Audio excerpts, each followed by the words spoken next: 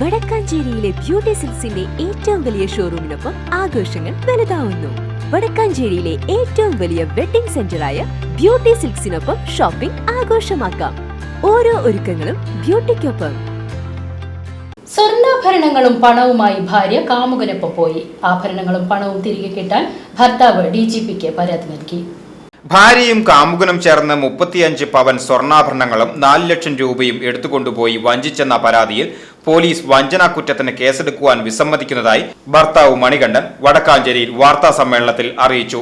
രോഗബാധിതനായ അമ്മാവനൊപ്പം ആശുപത്രിയിൽ കൂട്ടിരിപ്പിലായ താൻ ദിവസങ്ങളോളം വീട്ടിൽ നിന്ന് മാറി നിൽക്കേണ്ടി വരികയും തിരിച്ചെത്തിയപ്പോൾ ഭാര്യയെ കാണാനില്ലായിരുന്നു. തുടർന്ന് നടത്തിയ അന്വേഷണത്തിലാണ് ഭാര്യ കാമുകനൊപ്പം പോയതായി അറിയുന്നത് എന്ന് മണികണ്ഠൻ പറഞ്ഞു. ആഭരണവും പണവും തിരികെ കിട്ടാനായി നെടുമ്പുഴ സ്റ്റേഷനിൽ പരാതി നൽകിയെങ്കിലും വഞ്ചനാ കുറ്റത്തിന് കേസെടുത്തില്ലെന്ന് ഇയാൾ പറയുന്നു. തുടർന്ന് DGPക്ക് പരാതി നൽകിയതായും കണിമംഗലം പനമുക്ക് പടിഞ്ഞാറെ കിഴക്കോട്ടിൽ മണികണ്ഠൻ പറഞ്ഞു. ശ്രീ മഹേശ്വര ക്ഷേത്രത്തിൽ വെച്ച് നിയമപ്രകാരമായി നടന്നിട്ടുള്ളതാണ്.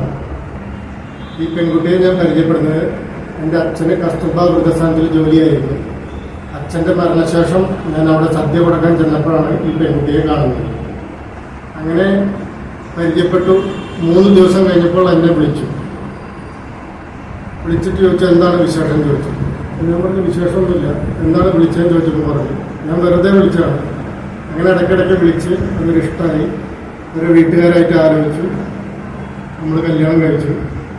ഈ കഴിച്ചതിന് ശേഷം 13 വർഷം വളരെ മാന്യമായിട്ട് തന്നെ ജീവിച്ചു. അവിടുന്ന് നമ്മൾ വരുമ്പോൾ 3/4 പവൻ്റെ സ്വർണം മാത്രമേ കയ്യിലുണ്ടായിരുന്നുള്ളൂ. അത് കഴിഞ്ഞ് 13 കൊല്ലം നമ്മൾ ജീവിച്ചു.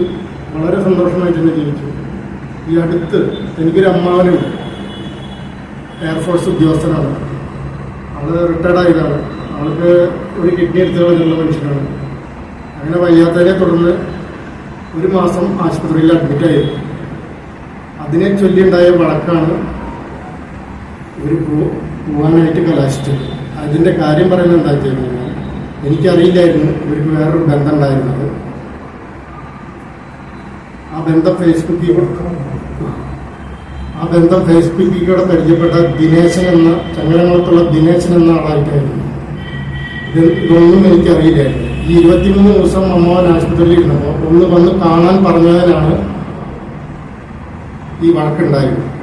അതിനെ ചൊല്ലി 2/12/2023 ഞാൻ അമ്മാവൻ്റെ അടുത്തേക്ക് പോയി വന്നപ്പോൾ വീടിൻ്റെ അയൽപ്പക്കത്തുള്ള ആൾക്കാർ പറഞ്ഞു, വീട്ടിൽ 2 ദിവസമായിട്ട് ഒരാളുണ്ടായിരുന്നു എന്ന് പറഞ്ഞു. ഇതറിയാനായിട്ട് ഞാൻ ചെന്നപ്പോൾ ആദ്യ ഭർത്താവിനെയും മകളെയും ഉപേക്ഷിച്ചാണ് 2012 മണികണ്ഠനെ വിവാഹം കഴിച്ചത്. താൻ ജോലി ചെയ്ത് വാങ്ങിയ ആഭരണങ്ങളും പണവും തിരികെ കിട്ടണമെന്നാണ് മണികണ്ഠന്റെ ആവശ്യം. VCV news, Vadakkanchery.